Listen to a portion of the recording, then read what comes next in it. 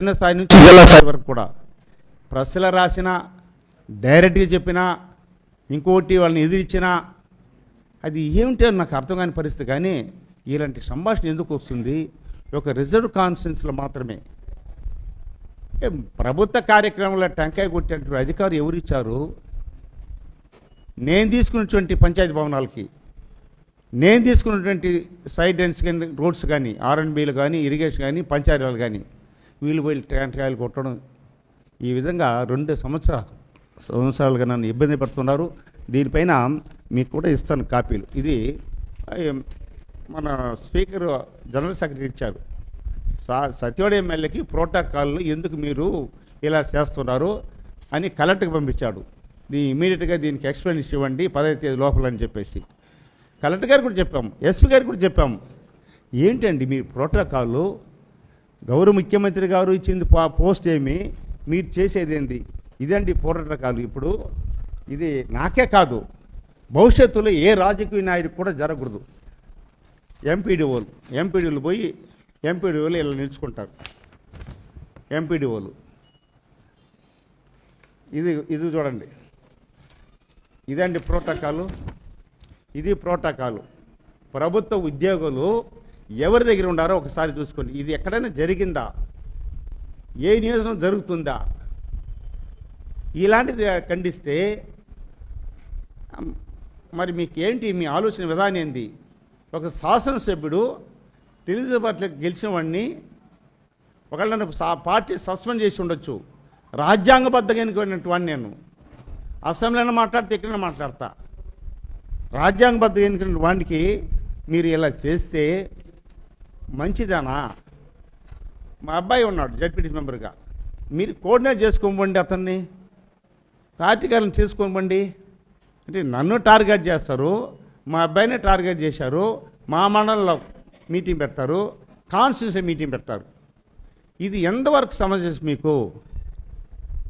గౌరవ ముఖ్యమంత్రి గారు నాకు సీట్ ఇచ్చారు, గౌరవ ముఖ్యమంత్రి గారు నాకు వచ్చి ప్రచారం చేశారు, గౌరవ ముఖ్యమంత్రి గారు నన్ను గెలిపించమన్నాడు. అందరిని కూర్చొని పెట్టి మన బిడ్డ మన ఇంటికి వచ్చాడు, ఆదరించండి, సహాయం చేయండి, గెలిపించి తీసుకోమని చెప్పాడు. ఇంత చేసిన ముఖ్యమంత్రి గారు మీరు చేసే కార్యక్రమం ఏంటి? ఈరోజు ఏం జరుగుతుందండి కాన్స్టిట్యున్సీలో? ప్రతిరోజు రాస్తున్నారు కాన్స్టిట్యున్సీలో. ఇసుక పోతున్నది, మట్టి పోతుంది, గ్రావెల్ పోతుంది. ఎవరిచ్చారబ్బా? ఒక ఎంఆర్ఓ నోటిఫికేషన్ ఇస్తే మైన్స్ వాళ్ళు పర్మిషన్ ఇస్తారు. అది ఎంత తీసుకోవాలా, ఎన్ని రోజులు పర్మిట్ మీకు అనేటువంటిది. ఎవరి ఆధీనంలో ఎవరు పనిచేస్తున్నారు, ఎలా పోతున్నారు తమిళనాడుకి? నేను మొదటి నుంచి కూడా దాన్ని ఖండించిన దానికే నన్ను ఇబ్బంది పెట్టారు. దాన్ని ఖండించడానికి పెత్తందారి వ్యవస్థ ఉండకూడదని ఉద్దేశంతోనే మేము రాజకీయంగా ఎదగడానికి, రాజకీయం ఇవ్వడానికి నేను ఉద్యమించి వచ్చాను కాబట్టి, సంఘాలు పెట్టుకొని వచ్చాను కాబట్టి, ప్రజలు సేవ చేసి వచ్చాను. నేనేమైనా కాంట్రాక్ట్ పని చేస్తానా? ఇసుక తోలుతామా, మట్టి తోలుతామా, గ్రావెల్ తోలుతామా? నేను లేదు, మా బంధువులు కానీ మా అల్లులు కానీ ఎవరైనా చేస్తున్నారా? మేమేదో ప్రజల సేవనికి వచ్చాం, ప్రజల సేవ చేసి వచ్చాం, వ్యవసాయ చేసుకుంటూ నుంచి వచ్చాం, పేదరికం ఉన్నాం, పేదలకు సహాయం చేయాలి వచ్చాం. ఇప్పుడు కూడా ఎన్నికల్లో గెలిచిన తర్వాత నిరంతరం కూడా నాకు ఆర్టీ పెన్షన్ అయినా కూడా నిరంతరం కూడా కష్టపడుతున్నాను, నిరంతరం పోతాను. ఏదో హాస్పిటల్కి పోతా, సీమరెళ్ళి తీసుకుని వస్తా, వాళ్ళకి ఏం కావాలని చేస్తా, ఏ కష్టమైన వస్తా, అసెంబ్లీలో మాట్లాడితే ఎక్కడ మాట్లాడతా, ఏదైనా కూడా సబ్జెక్ట్ ఉంటే. ఆ విధంగా పాత్రలు కానీ గ్రామీణ ప్రాంతాల అక్క చెల్లెములు కానీ నాకు సహకరిస్తారు.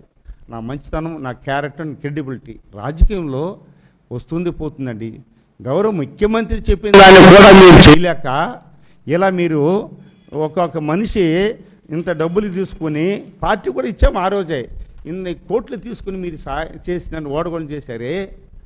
అలాంటి వాళ్ళకి మార్కెటింగ్ కమిటీలు, అలాంటి వారికి గుడిలో, అలాంటి వారికి మండల పార్టీ అధ్యక్షులుగా నేను ఇవ్వకూడదని చెప్పలే. వాళ్ళ క్యారెట్ ఏంది అంటే, తెలుగుదేశం పార్టీ అభ్యర్థిని ఓడగొట్టినా పర్వాలేదు, మనం హింసించినా పర్వాలేదు, ద్రోహం చేసినా పర్వాలేదు, నా పని కుట్రపడినా పర్వాలేదు, వాళ్ళకే పదవులు వేయాల. ఇది మంచిదేనా? అందుకని మా అబ్బాయి పోయిన బేస్తవారం వాడు బాధ, వాడుకున్నటువంటి కష్టాలు మీ దగ్గర విన్నవించుకున్నాడు. నేను ఎక్కడ కూడా నేను ఇలా వచ్చి ప్రెస్ మీట్ పెట్టిన వాళ్ళని కాదు. గౌరవంగా పోదాం, సమాజంలో మంచి చేస్తాం. మనం బతికున్న రోజులు 75 సంవత్సరం వచ్చింది, ఈ వయసులో మనల్ని ఇబ్బంది పెడుతున్నారే, ఇది మీకు మంచిదేనా అని. ఎందుకంటే రిజర్వ్ కాన్స్టిట్యున్సీలు ఇలా చేయాలా? ఇలా చేయడానికి మీకు కారణం ఏమిటి? ఈ శంకరెడ్డిని మనిషి తిరుపతిలో ఫ్యామిలీ, నీవేమైనా నా ఎలక్షన్లు వచ్చి పని చేసావా? నీకేమిటి సంబంధం సత్యవేడులో? ఒకవేళ నిన్ను ఎమ్మెల్యేగా ఢిల్లీ వస్తే ఎమ్మెల్యే చేయాలంటే 3 సంవత్సరాల తర్వాత చేసుకో. నిన్న కూడా విద్యాశాఖ మంత్రి ఇచ్చాడు, నిన్న రాచలు చేశాం 150 కోట్ల రూపాయలు. ఎలాగొచ్చింది అది? సమర్థకంగా నేనే ఓపెన్ చేశాను. జిల్లా పరిషత్ మీటింగ్లో అయినా మీరు ఓపెన్ చేస్తారా, లేదు నన్ను ఓపెన్ చేయమంటారని నేను తెచ్చాను ఇది అని నిన్న కూడా చెప్పాను. మీరు టీవీలో కూడా చూసి ఉంటారు. ఎలాగొచ్చింది? వచ్చాడు గౌరవ మంత్రి గారు, చాలా సంతోషం, స్వీకరించాము. ఓపెనింగ్ చేయడం, నిలుచుకొని మాట్లాడి వెళ్ళిపోవడమా? అతని పైన తప్పుడు కాదు లేండి. కూర్చోవాలా, రైతులతో మాట్లాడాలా, ప్రభుత్వం చేసేటువంటి కార్యక్రమం చెప్పాలా, 24 hours కరెంట్ ఇస్తున్నాం, రైతులకు ఇబ్బంది లేని కరెంట్ ఇస్తాం అని చెప్పాలా? ఏదో స్క్రీన్ ఓపెన్ చేశాడు, ప్రెస్ మీట్ పెట్టి వెళ్ళిపోయినాడు. నేను అక్కడ కొంచెం వాగ్దూరం జరిగింది. ఎవరిని ఎక్కించుకుపోతావు బా కారులో నువ్వు? ఎవరిని ప్రోటోకాల్ నాకా నీకా? ఎవరికంటే ప్రోటోకాల్ ఉండేది? మంత్రి వచ్చినా ఇంకొకరు వచ్చినా జనరల్గా గ్రామ సర్పంచ్ ఉంటే వాళ్ళకి వస్తుంది, ఆ ఏరియా ఎంపీటీసీ వస్తుంది, ఆ ఏరియా జడ్పీటీసీ మెంబర్కి వస్తుంది, ఎమ్మెల్యేకి వస్తుంది, మంత్రికి వస్తుంది. తర్వాతనే ఎవరి స్థాయి ఎవరిది? ప్రధానమంత్రి స్థాయి ప్రధానమంత్రిది, ముఖ్యమంత్రి స్థాయి ముఖ్యమంత్రిది, ఎమ్మెల్యే స్థాయి ఎమ్మెల్యేదండి. ఆ స్థాయి కూడా మనిషి మీరు నడుచుకుంటారంటే మనం ఎక్కడ ఉన్నాము? నేను అధికార పార్టీలో ఉన్నానా? గౌరవ ముఖ్యమంత్రి గారికి ఇంటెలిజెన్స్ ఇప్పుడు తెచ్చుకోవాలా? గౌరవ ముఖ్యమంత్రి గారు ఏం జరుగుతుందో తెలుసుకోవాలి. సత్యవేడు కాన్స్టిట్యున్సీలో ఎందుకు ఇలా జరుగుతుంది? ప్రతినిత్యం ప్రెస్ వాళ్ళు రాస్తున్నారు, అరకట్టండి. గౌరవ ఎస్పీ గారు ఉన్నారు, గౌరవ కలెక్టర్ గారు ఉన్నారు, ఎమ్మెల్యేకి ఎందుకు చేస్తున్నారు? మీరు ఏం చేస్తున్నారండి అడగండి. ఒక సభ పెడితే 50 మంది పోలీసులు ఎందుకండి? నేను చూడలేదండి. పార్టీ మీటింగ్ పెడితే పోలీసు వాళ్ళని పెట్టుకొని, గౌరవ చంద్రబాబు పుట్టినరోజు సందర్భం కూడా మేము పిచ్చోర్లు ఘనంగా చేస్తే మనం డ్యూటీ చేయాలి. మన ముఖ్యమంత్రి గారికి పుట్టినరోజు అయినా శుభకార్యమైనా లేదు మంచి కార్యక్రమం కూడా పోలీసులు పెట్టుకొని ఏం చేసేది? మేము పోతే ఇంకోటి వస్తారనేసి. నీకు 7 మండలాలు ఏడ దొరకదా పుట్టినరోజు చేసుకునే దానికి? అక్కడికే రావాలన్నా? పిచ్చోటి వాళ్ళని నేను పిచ్చోట్లు పెట్టి పిచ్చోట్లు పెట్టాలన్నా? నేను వచ్చాడు ఒక మనిషిగా రావచ్చు ఏ కార్యక్రమం కూడా. నువ్వు అతను తీసుకొని రావడం అంటే తెలియాలని మంత్రితో నేను వస్తాను అనేసా? ఎక్కడ పోతుంది సమాజం? ఇలా చేస్తే మంత్రులు కానీ వస్తే దాంతో పోతే అధికారులంతా మన పక్క ఉండారు అని బెదిరించడానికి నేను ఎందుకు చెప్పి నాకు చూసిన అవసరంలే. వీళ్ళేమి నాకు ఇలాంటి ఎంపీడీఓల్ని, ఇలాంటి ఎంఆర్ఓల్ని, ఇలాంటి కలెక్టర్ని జలగమంగళం నుంచి ఇప్పటివరకు 13 మంది ముఖ్యమంత్రి చూసినవాడిని నేను, ఒకరినిద్దరిని కాదు. ఎంతోమంది కలెక్టర్ని చూశాను నేను, ఎంతమంది ఐఏఎస్ చూశాను. ఈరోజు పుత్తూరులో అధికారులంతా ఇలాంటి అధికారులు కాదండి, గవర్నమెంట్ అధికారులు. మన మాట చెప్తే అటు ఉన్నారు అంటే ఆదిమకు వచ్చాడంటే గౌరవం వస్తాడు పోతాడు, దళితుల సమస్య ఉంటే మాట్లాడతానేసి. దళితులకే ఎమ్మెల్యే నేను, ఎస్సీలకి ఎస్టీలకి కాదు, రాజ్యాంగబద్ధ ఎన్నికబడినవాడిని. మీరు గుర్తించాలండి. ఏమిటండి మీరు మా గుడి చైర్మన్లుగా ఎవరికి వేస్తారు మీరు? మార్కెట్ ఛానల్గా నేను తెచ్చే మార్కెట్ కమిటీలో బిఎన్ ఎన్నికలో ఒక ఎస్టీకి వస్తే దాన్ని బీసీ మార్చుకునేస్తారు, కోర్టుకు పోయి నిలిపేశారు. ఇంకోటి మార్కెట్ కమిటీ నాగలాపురం ఓసీ వస్తే బీసీకి వస్తే దాన్ని ఎస్సీ చేయాలని రాసి పంపిస్తారు. ఎందుకు ఎలా జరుగుతుందబ్బా? ఏ కేటగిరీకి వస్తుందో ఆ కేటగిరీలో చేయాలి మనం. ఓటు అయిన వాళ్ళకి మార్కెట్లో డైరెక్టర్లు, నన్ను ఓడగొట్టిన వాళ్ళకి గుడిలో చుట్టుపల్లి గుడిలో డైరెక్టర్లు, వేరే వాళ్ళ దగ్గర డబ్బు తీసుకొని నన్ను మోసం వెన్నుపోటు పొడిచిన వాళ్ళకి పార్టీ ప్రెసిడెంట్లు. పార్టీ ప్రెసిడెంట్లు ఎలా ఇస్తారబ్బా? వాడు తప్పు చేశాడని చెప్పి జనాలకంతా తెలుసు, మనమే గ్రూపులు తయారు చేసుకుని పోతామా? ఎందుకండి? గౌరవ ముఖ్యమంత్రి గారికి మీ దగ్గర సవనీయమని చేసుకున్నాం. సత్యాడు ప్రజలు మంచివాడు, గౌరవస్తులు, ఏమి చేసినా అడగరు అనేటువంటి ఆలోచన ఉండకూడదండి. గౌరవమంత్రి గారు, గౌరవ లోకేష్ గారు వారి సహకారంతో నాకు టికెట్ ఇచ్చింది వాస్తవమే, నన్ను గెలిపించింది వాస్తవమే, సైకిల్ గుర్తుపైన గెలిచింది వాస్తవమే. నా మిత్రులు వేసి ఉండొచ్చు, సహోదరులు వేసి నా బంధువులు వేసి ఉండొచ్చు. కానీ ఇలా ఒక శాసనసభ్యుడిని మీరు 2 సంవత్సరాలైనా కూడా ప్రభుత్వ యంత్రాంగాన్ని వేరే వాళ్ళు ఎలా పోతారు? ప్రభుత్వ యంత్రాంగం ఎవరికండి? ప్రజలకా? ఇది ఆల్ ఆర్ గవర్నమెంట్ సర్వెంట్స్. మీరు డ్యూటీ మీరు చేయండి.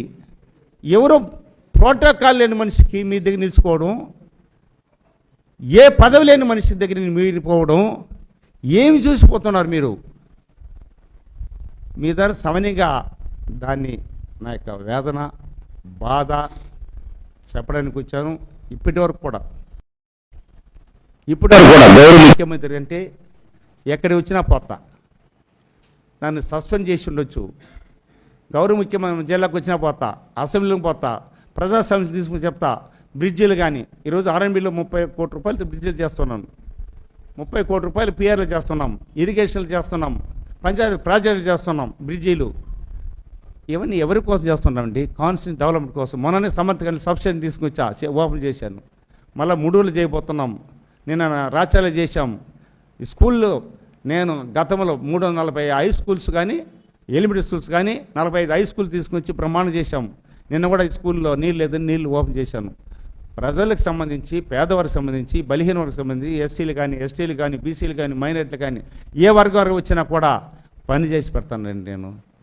నాకు కావాల్సింది ప్రజల సంక్షేమం, ప్రజల యొక్క అభిమానం, ప్రజల యొక్క కోరిక మేరకు ఒక ప్రజాప్రతినిధికి వచ్చాను. కాబట్టి గౌరవ ముఖ్యమంత్రి గారు నాకు సీట్ ఇచ్చారు, గెలిపించారు. లోకేష్ గారు సాయం తీసింది వాస్తవమే. ఇకనైనా కూడా ఇలాంటి కోఆర్డినేటర్లంతా కూడా నియోజకవర్గం రానికుండా అంటే స్టార్ట్ కావద్దండి. మన యుద్ధం చేసుకునే పరిస్థితి అవ్వద్దండి. నిన్ననే జరిగింది. ఒకవేళ నేను ప్రశాంతంగా శాంతియుతం పోతున్నాను. ఎలా వస్తారు బా మీరు? ఇదేమైనా అర్జునుడు నీవో? రిజర్వ్ కాన్స్టిట్యున్సీలో ఒక ఎమ్మెల్యే తర్వాత నీకు ఏం ప్రోటోకాల్ ఉంది చెప్పండి. పార్టీ ప్రోగ్రామ్ కోఆర్డినేటర్కి ఏమిటి అది ప్రోగ్రామ్? పార్టీలు డెవలప్ చేసుకో, పార్టీలు కోఆర్డినేట్ చేసుకో, అంత తప్ప ప్రభుత్వ యంత్రాంగంలో ఎందుకు దూరుతావు? నేను రండి, నీకు ఈ పదవి ఇస్తాను, నీకు ఆ పోస్ట్ ఇస్తాను, ఆ పోస్ట్ ఇస్తాను, ఇచ్చుకో. తిరుపతిలో ఉంది కదా, ఇచ్చుకో. కాళహస్తిలో ఉండేది ఇచ్చుకో. నీకు తిరుపతిలో ఉండవు ఫ్యామిలీ, పిఎంసీలో ఉండవు కదా, కళ్యాణ సత్రం కూడా, నగీర్లు ఇచ్చుకో. సత్యోడు తేరకు వచ్చిందండి. ఎవరు వచ్చినా సత్యోడికి రావడం, ఆడు ఏదో దోసుకుని వెళ్ళిపోవడం. శ్రీ సిటీ ఉందనో, కల్కి ఉందనో, అపోలో ఉందనో, హీరో ఫ్యాక్టరీ ఉందనో, ఎక్కడైనా మేము ఈ నేను రాజకీయ సరి 14 సంవత్సరాలు అంతకుముందు మేము నగిరి కాన్స్టిట్యూన్సీ ఉన్నాం. ఏనాడైనా ఏ ఫ్యాక్టరీ అయినా పోయి కనీసం ఒక్క రూపాయి సంద అడిగినట్టు కూడా లేదండి. నేను కల్కికి పోను, అపోలోకి పోను, హీరోకి పోను. ఇదే అపోలోకి వ్యవహారం వస్తే నేను వేయించాను, తగరాలు వస్తే. ఇదే హీరోకి రోడ్డు లేకపోతే నేను వేయించాను. అంటే ప్రజలు ఫ్యాక్టరీలో పనిచేసే ఉన్న బిడ్డలు బాగుండాలనేసి ఇదే ముఖ్యమంత్రి కూడా చెప్పాను. అంతా ఫ్యాక్టరీలు అంతా తమిళనాడులో ఉండాలి సార్ అని చెప్పాను. మార్చండి, తమిళనాడులో అంతా ఉండకూడదు, మన ప్రాంత వాళ్ళకి ఉద్యోగాలు ఇప్పించాలనేసి. వాస్తవం మాట్లాడితే తప్పుగా వ్యక్తీకరిస్తారు. అందుకే నేను ఎప్పుడు కూడా మా మిత్రులు మీరంతా కూడా నాకంటే చిన్న వయసు మీకు, నేను ఎప్పుడు ప్రెస్ క్లబ్కి రాను. ఎందుకంటే ప్రతి చోట నా ప్రెస్ క్లబ్ పుత్తూరు నుంచి సత్యవాడి దాకా చిత్తూరు పోయినా కూడా ప్రెస్ వాళ్ళంటే అంత ప్రేమతో అభిమానం చూస్తారు. నేను పేదవాడే కాకపోతే ప్రజల కోసం ఉంటాను కాబట్టి, ప్రజల సంక్షేమం తీసుకుపోతాను కాబట్టి, నిరంతరం ఉంటాను కాబట్టి నాకు ఆర్టీ పేషెంట్ కూడా నిత్యం పోతానండి. ఎవడు ఇబ్బంది పడకూడదు. నా ఇంటికాడికి వస్తే కూడా ఒట్టి సంతకం చేసి పంపిస్తాను లెటర్ పేడు. వాడు పోయి మళ్ళీ రాసుకుని రాకూడదు, మన కోసం ఎత్తుకోకూడదని ఒట్టి ఖాళీ లెటర్ ప్రవేశిస్తాను. ఆ విధంగా ప్రజాసేవ చేసి మనులు పొందుకుంటాను. గౌరవ ముఖ్యమంత్రి కానీ, లోకేష్ బాబు కానీ, తెలుగు తమ్ముళ్ళు కొట్టాడకుండా చేసుకున్న బాధ్యత పార్టీ పైన ఉంది. ఎందుకండి పార్టీ కోఆర్డినేట్ చేసుకోమని చెప్పి సవనీగా మీ ద్వారా సవనీగా మనం చేస్తున్నాను. ఇది తెలియజేస్తున్నాను. జిల్లా అధికారులు కూడా అప్రమత్తండి. అయ్యా నీ పోవద్దయ్యా, ఎమ్మెల్యే ఉన్నాడా? ఎమ్మెల్యే లేని చోట మీరు ప్రాతినిధ్యం వహించాలి. కానీ ఎక్కడ నాకు తెలుసబ్బా, ఎక్కడైనా ఎమ్మెల్యే లేకపోతే అక్కడ ఇన్ఛార్జ్ చేస్తారు. ఒకవేళ ఎమ్మెల్యే ఉంటే ఆ ప్రాంతంలో ఇంకోటి తీసుకుని పెట్టడం, పార్టీని బలాబు చేయడానికి ఎంతమందిని పెట్టుకోవచ్చు. నోబడీ కెన్ క్వశ్చన్, అది మీ హక్కు కూడా. కానీ సైకిల్ గుర్తుపైన గెలిచిన నన్నే మీరు టార్గెట్ చేసి మీరు ఏ విధంగా ఆలోచిస్తున్నారో మాకు అర్థం కాలేదు. కానీ గౌరవ ముఖ్యమంత్రి గారు మీకేమైనా చెప్పారు ఆ విధంగా నడుచుకోమని? సీనియర్ నాయకుడు, రాజకీయ అనుభవిస్తున్న ముఖ్యమంత్రి గారు, అన్ని కోణాలు తీసినవాడు, మన జిల్లా వాసి, మన ముద్దు బిడ్డ. అలాంటి వారు ఈరోజు సత్యవేడు కాన్సెప్ట్ పైన ఒక కాన్సెప్ట్ పెట్టాల. మీ దగ్గర ప్రభుత్వం ఉంది, ఇంటెలిజెన్స్ ఉన్నారు, ఎస్బీ వాళ్ళు ఉన్నారు, ఎంఆర్లు ఉన్నారు, ఎంపీడీలు ఉన్నారు, కలెక్టర్ ఉన్నాడు, పోలీస్ యంత్రాంగం ఉంది. ఏమిటి అడిగి రిపోర్ట్ తెచ్చుకోండి. ఏం ఆదిమలు తప్పేమి తెలుసుకోండి. ఏం ఆదిమలు ఏం చేస్తున్నాడు ఆడ? ఏమైనా గ్రావులో ఇసుక మట్టి తోలుతున్నాడా? లేకపోతే ఆక్రమణ చేస్తున్నాడా? ఏదైనా డీకేట్ బట్టలు వేసుకుంటున్నాడా? ఇంకేదైనా కాంట్రాక్ట్ చేస్తున్నాడా? లేదా ఎవరిదైనా లంచాలు తీసుకుంటున్నాడా అధికారుల దగ్గర? తీసుకోండి, ఏమైనా చేయండి, సంతోషపడతాను. అలాంటిది మీరు ఎత్తికి పట్టగలుగుతారు మీరు నా దగ్గర? ఒకటి ఏ అధికారి దగ్గరైనా కూడా అటు చేయి చెప్పినట్టు సందర్భాలు లేవు. ఎంతమంది తీసుకొచ్చానండి నేను గతంలో? మనం చెప్పింది ఎంఆర్లు కానీ, ఎస్ఐలు కానీ, సిఐలు కానీ తీసుకొచ్చాను. నేను కోరుకునేదేమి, ప్రజలకు మంచి చేయండి, నేను మీకు అండగుంటా అంటే నేను నాకేమీ ఇవ్వాల్సిన అవసరం లేదు. భగవంతుడు ఉంటాడు, భగవంతుడు చూసుకుంటాడు. ఏమి ఎత్తుకుని పోమండి. ఈరోజు ఉండేవాడు రేపు లేదు. చాలా చాలా కాలం చాలా విలువైంది, పవిత్రమైన కాలాలు వస్తున్నది, టెక్నాలజీ వచ్చింది. దాంతోపాటు ప్రతి పౌరుడు ఏం జరుగుతుందో తెలుసుకుంటున్నాడు. మనం ఈరోజు ప్రెస్ మీట్ పెట్టాము, ఒక 5 నిమిషాలు ప్లే అయిపోతే అందుకు వచ్చేస్తుంది, రాష్ట్రం అంతా వెళ్తుంది. కానీ గతంలో అలా లేదు. ఎంత చేంజింగ్ వచ్చింది, ఎంత మార్పు వచ్చింది ప్రజల్లో. ఇవి కూడా నేను ఎప్పుడు ప్రెస్ మీట్ చెప్పినవాడిని కాదు. మన బలహీనతని చూసుకోకూడదండి. మన బలహీన కాము. ప్రజలతో ఎన్నుకోబడ్డ వాడిని నేను, ప్రజలు ఓట్లు వేసి గెలిచిన వాడిని, రాజ్యాంగ వచ్చిన అంబేద్కర్ చట్టం వచ్చిన వాడిని నేను.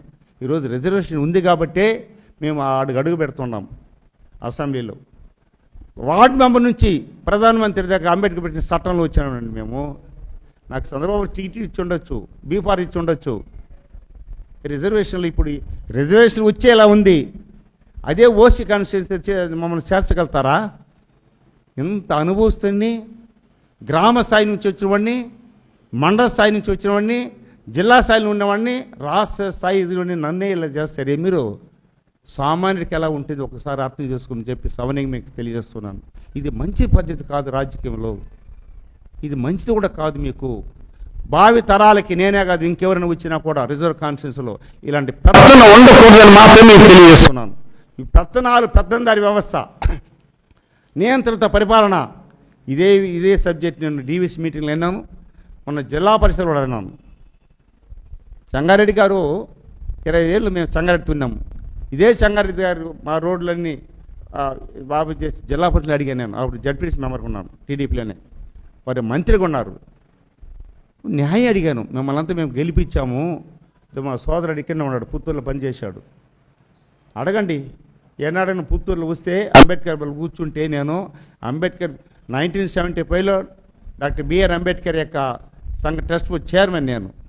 కంచి విగ్రహం పెట్టిన పుత్తూరులో, నడు బజార్లో భవనం కట్టేసిన పుత్తూరులో. ఇదే మాట అసెంబ్లీ చెప్పిన, పుత్తూరులో భవనం కట్టేశాను. ప్రతి కాన్స్టిట్యూన్సీలో ఒక భవనం నిర్మించండి మన ప్రభుత్వం అని చెప్పా. మరి అలాంటి సందర్భాల్లో సంగారెడ్డి గారిని కూడా మేము అటాక్ చేశామంటే ధర్మం పొండి అన్న. మేము గెలిపించాం, మా రోడ్లు ఇబ్బంది పెట్టవద్దని చెప్పి ఆ రోజు రెడ్డి అమ్మ చైర్మన్ ఉంటే ఆ రోజు అడిగాము. రామచంద్రెడ్డి మాకు వ్యవహారం లేదు, సంగారెడ్డికి మాకు వ్యవహారం లేదు. మరి ఎందుకు ప్రజల కోసం ఇబ్బంది పెడితే మాత్రం నేను కాయరాఖండంగా అతికిస్తాను. నాకు పదవి పని లేదండి. ఈరోజు పదవి వస్తుంది పోతుంది, ఇది శాశ్వతం కాదు పదవి. అందరూ ఎమ్మెల్యేలే, మినిస్టర్ ఎవరైనా కూడా, ఎమ్మెల్యే అయినా మంత్రి అయినా ఎక్స్లే వస్తుంది, కానీ శాశ్వతం కాదు. ఈ డబ్బు శాశ్వతం కాదు. ప్రజలకు ఏది చేస్తామో జీవితకాలం అంతా రుణపడి ఉంటాను. అందుకే నేను పోతా. ఒకరోజు సావు ఉంటే పోతా, కర్మంతరానికి పోతా, పెళ్ళి ఉంటే పోతా. నాకు వేసేది ఓటు 5 నిమిషాల పని. 5 సంవత్సరాలు జీవితాంతరం ₹1,00,000 తీసుకొచ్చాను. ఎవరికోసం అండి? కరెంటు తెచ్చిపోతే 5 లక్షలు ఇచ్చాను గతంలో.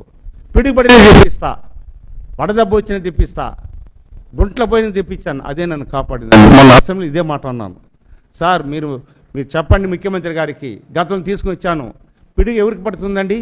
పిడుగు ఈ సీజన్ పిడుగు పడుతుంది, చేనులు ఉండేవాడి పైన పడుతుంది, రైతు చచ్చిపోతాడు. వడదెబ్బ ఎవరికి వస్తుందండి? పేదవాడికి వస్తుంది. చేనులో ఉంటాడు, అట్నే కాలిపోతాడు వాడు. గుంటలో ఎవరు చనిపోతారండి? కరెంట్లో ఎవరు చనిపోతారు? వీళ్ళకంతా కూడా మనం ఆదుకోవాలా. దీనికి సీఎం రాదు, అప్పటికప్పుడు చచ్చిపోతారు. దీనికంతా ఆర్థిక సాయం కుటుంబాన్ని ఆదుకోవాలని చెప్పాను. ఎత్తుబడి కూడా 10,000 ఇవ్వండి అన్నాను. అంటే ఇవన్నీ కూడా ప్రజా సంక్షేమంలో మనం ప్రభుత్వం పెన్షన్ ఇస్తున్నాం, తల్లి కొందనిస్తున్నాం, ఇంకోటి రైతు అన్నదాన్ని సుఖీభావం ఇస్తున్నాం. ఇవన్నీ కూడా జనరల్గా వస్తుంది. కానీ ఇలాంటిది యాక్చువల్గా నేచురల్గా హఠాత్తుగా చనిపోయిన పరిణామాలకి సీఎం రాదు, ఎవరు కూడా. ఇవన్నీ కూడా పరిశీలించి మన ఎన్నికైంది పేదల కోసం, మన ఎన్నికైంది ప్రజల సంక్షేమం కోసం, మన ఎన్నికైంది నిరంతరం ప్రజాసేవ చేయడానికి మాత్రమే అని చెప్పి సవని మనీ చేసుకుంటూ, ఇది ఈరోజు మాకున్నట్టు బాధ మీకు అర్థమైంది అనుకుంటాను. ఇది ఎవరికి కూడా, ఏ శాసనసభ్యుడికి కూడా రాకూడదండి. నాకే కాదు, అయిపోయింది 3 సంవత్సరాలు అయితే మన పీరియడ్ అవుతుంది. మనం ఏం చేశాం ప్రజలకి ఎన్నికైన తర్వాత? గతంలో 5 ఏళ్ళు, ఇప్పుడు 2 ఏళ్ళు ఏం చేశాం మనం ప్రజలకి? ఏం చేయబోతున్నాం? ఏం చేస్తే బాగుంటుంది? ఆ గ్రామం రోడ్లు వేసామా? నీళ్ళు ఇచ్చామా? కరెంట్ ఇచ్చామా? పెన్షన్ ఇచ్చామా? ఇల్లు ఇచ్చామా? ఆ కుటుంబాన్ని కాపాడినామా అనేటువంటి తపన రావాలండి నాయకుడికి. అది వదిలేసి 24 గంటలు వీళ్ళతో చూసుకుంటే మనం వీళ్ళు తేగేదా, ప్రభుత్వం తేగేదా, అధికారులతో మాట్లాడేదా, ప్రజలకు సేవ చేయగలుగుతామా? ఒక్కసారి మీరు మిత్రులు మీరందరూ కూడా గమనించండి.